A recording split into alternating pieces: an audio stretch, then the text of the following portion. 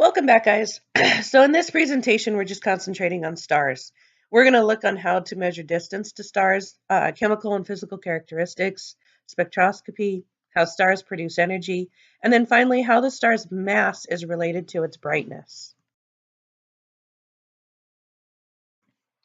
So first, we have to remember that a star is just a large glowing gas in space that creates energy in the core through fusion. This is similar to the sun because, as luck would have it, that would be because our sun is a star. So many times you hear that you're seeing light from a star that's already burned out. And this is actually true. And it's because stars are so far away. You know how fast it is to see light when you turn on a light? It's instantaneous. So as fast as light does travel, it still takes time, though, to reach us here on Earth. And due to these large distances, we start measuring them in what we call light years. Remember in class when we were talking about the metric system and scientific notation? We do not want to try to calculate these distances in meters or even kilometers, because we'd have these huge, large numbers, even using scientific notation. So we created another method, and we call them light years. A light year is simply the distance that light travels in space through 1 year. So for fun, I looked up the conversion of meters to light years, and it would be 9.461 times 10 to the 15th meters in 1 light year. Remember, that would be a lot of zeros.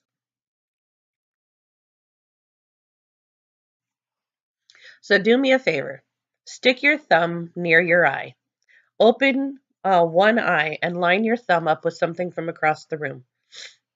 Now, without moving your thumb, open your other eye. What happened?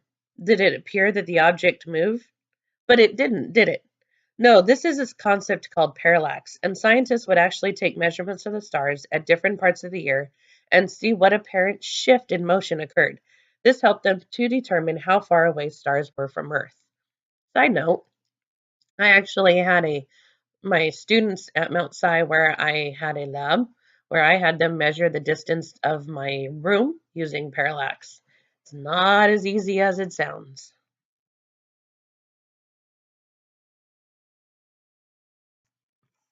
So stars are classified by the color, the mass, the brightness, which is different from luminosity, as luminosity is the amount of light which it gives off, and brightness is how bright it looks.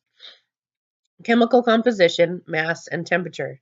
The color of the star can tell us many things about the temperature of the star. Really, really hot stars are white and blue. Yellow stars are in the middle, or they're intermediate temperatures. And finally, the red stars are the coolest.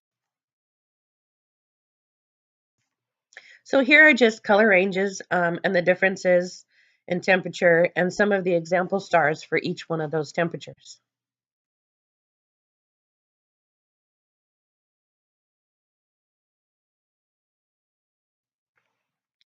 Spectroscopy.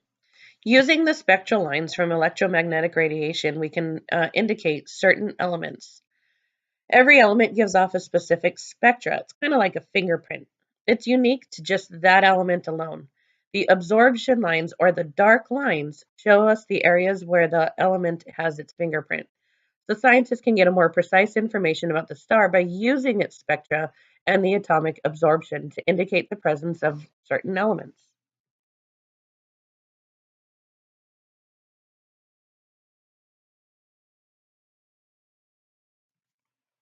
Again, absorption lines are the dark areas shown where light has been absorbed. This helps us determine which elements are present in the atmosphere or in the photosphere.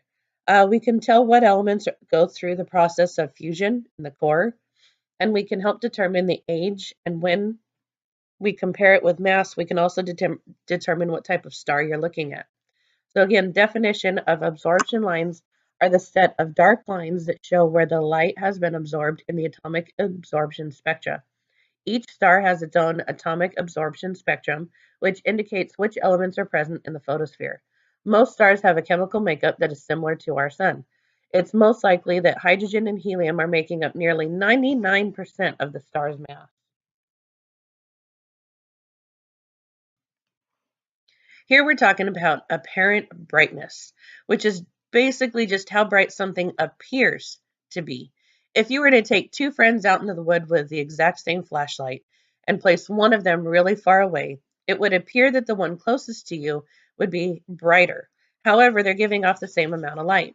So again, apparent brightness is the definition is how bright it appears from Earth, and it's definitely affected by the distance from Earth.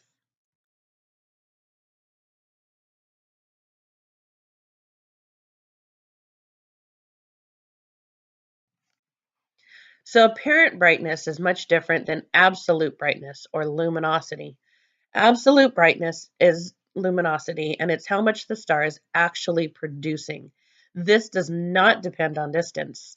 Absolute brightness is how bright the star really is. Absolute brightness does not depend on distance, and it is calculating using the distance in the calculation.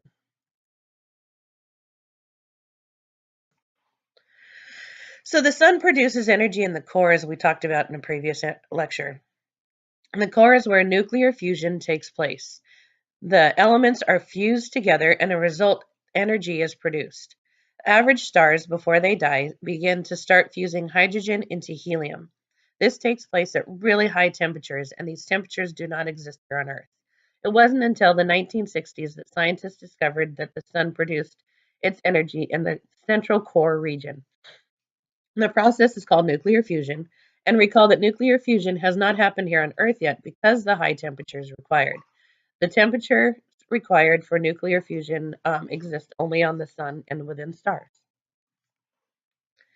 Mass and brightness. We can determine many things about stars by estimating the temperature and luminosity. We can calculate how old it is, what type of star it is, and all of this is helpful in determining how the star will die. Astronomers use information about temperature and brightness to estimate the diameter or the width and calculate the volume of a star. Calculating mass indirectly by observing the gravitational interaction of stars that occur in pairs. There appears to be a relationship between absolute brightness and mass. The bigger the star, the brighter it is, the more energy it gives off.